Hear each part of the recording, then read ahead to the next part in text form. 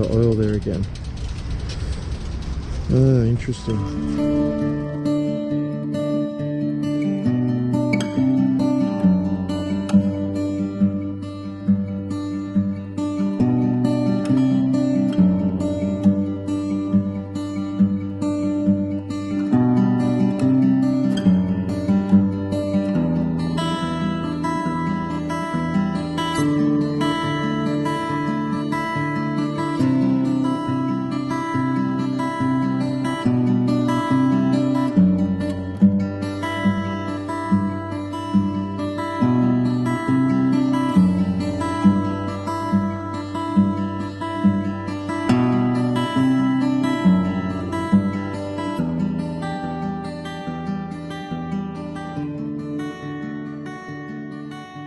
When I was on my way to Canberra last week, I took a side road so I could take some photographs of the wind farm, and I saw this very unusual sculpture.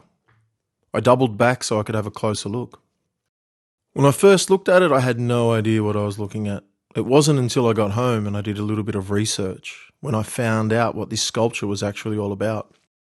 A teacher and artist from Canberra named Tony Fantastes created the work as an emotional release to come to terms with his father's death and the loss of the link with his childhood in rural South Australia that his father represented. The people of Collector hated it so much that they put in complaints to the council.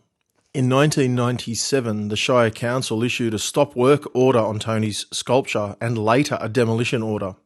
Tony fought that in court and won, but he had to pay all of the court costs, both his own and the council's. This completely demoralised him. While this was all happening, he lost his son.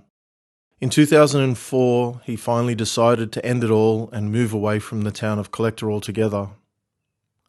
I felt so exhausted I stepped away from Canberra and the whole area and went to live north, he said. The sculpture was not intended to be dark or spooky. One of its key features, a sleeping figure that ran the length of the entire sculpture, was meant to be uplifting.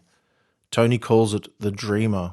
The face of that dreamer was actually made from a plaster cast model of his son's face that he made years before his son became sick and passed away. When Tony continued the artwork, the dreamer also stood as a memorial for his son. The sculpture was originally going to be a gateway to an art gallery and a garden.